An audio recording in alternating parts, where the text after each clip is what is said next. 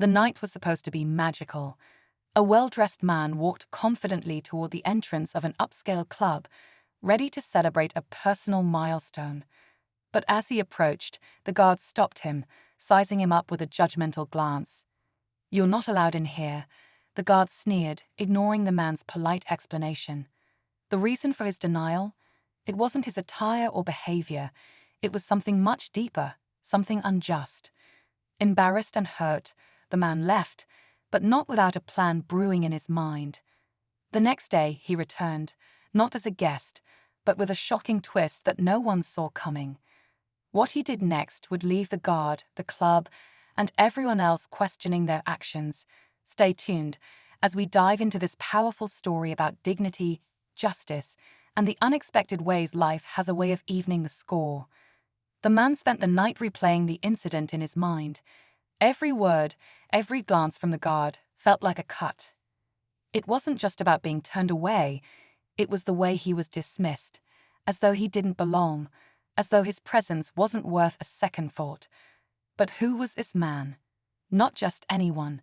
He was someone who had worked hard to rise above the odds, someone who had earned his success through grit and determination. He didn't flaunt his achievements, but he certainly didn't deserve to be humiliated. By the next morning, his resolve had hardened. He wasn't going to let this slide, not for himself, and not for anyone else who might face the same treatment.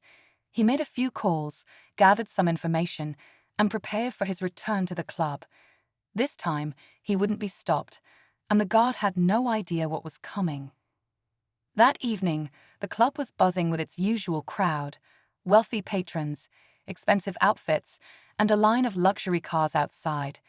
The same guard stood at the entrance, his posture straight and his expression smug. He didn't notice the man watching from a distance, observing every move. But this time, the man wasn't alone. Inside the club, the manager was busy, ensuring the guests were enjoying their evening, unaware of the storm brewing. The man had done his research.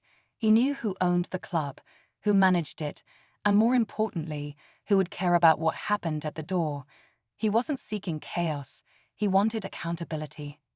Moments later, a sleek car pulled up, and out stepped someone who immediately drew attention. The owner of the club had arrived. The man approached him calmly, introduced himself, and explained what had happened. The guard, still clueless, was about to face a reckoning. The owner listened intently, his brows furrowing as the man calmly recounted the previous night's events. The man didn't raise his voice or exaggerate. He simply let the truth speak for itself. The owner's expression shifted from confusion to concern, then to quiet anger.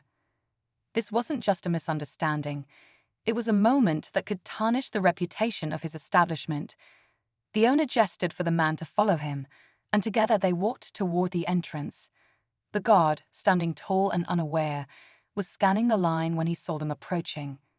His smirk faded as the owner's stern gaze locked onto him. "Is this the man you turned away last night?" the owner asked sharply.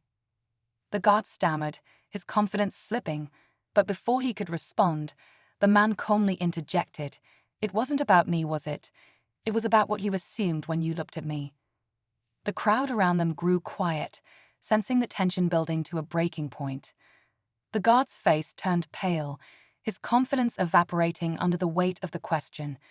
The owner's piercing stare demanded an answer, but before the guard could speak, another man from the crowd stepped forward. He was older, dressed in a sharp suit, and carried an air of authority.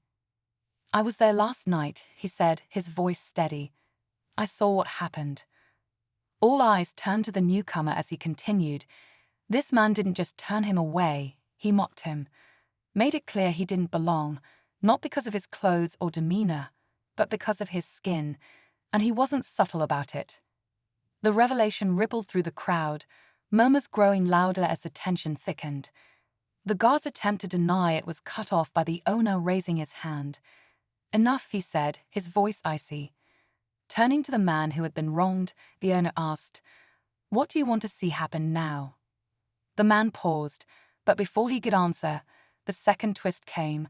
A reporter stepped forward from the shadows, holding a camera and recording everything. The sudden appearance of the reporter sent a ripple of unease through the group.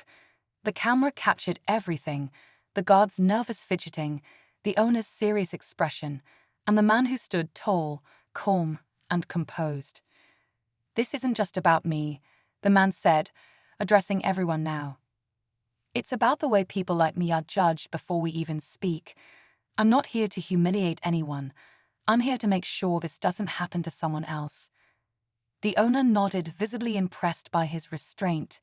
"You have my word. This will be addressed publicly." He turned to the guard, who now stood frozen, unable to meet anyone's gaze. "You're done here. Hand over your badge and leave." As the guard muttered an apology and hurried away, the man turned to the reporter. "This isn't a story of revenge. It's a story of change," he said. But just as the reporter lowered her camera, the man added one last twist. "By the way, I'm buying this club." The crowd gasped, including the owner. "You heard me. This club is under new management now, and I'll make sure it becomes a place where everyone is treated with respect." The audience erupted in applause, and for the first time, the man smiled, a quiet, triumphant smile that spoke volumes. With the announcement hanging in the air, the atmosphere shifted. What started as a moment of tension turned into a celebration of justice. The man shook hands with the owner, sealing the deal that would give him control of the club. "This place has potential," he said. "Let's make it a symbol of inclusion and respect." The crowd, many of whom had witnessed the guard's actions, applauded not just his triumph but his grace. He could have lashed out or sought revenge, but instead he chose to create something better, a place where no one would face the same humiliation he endured.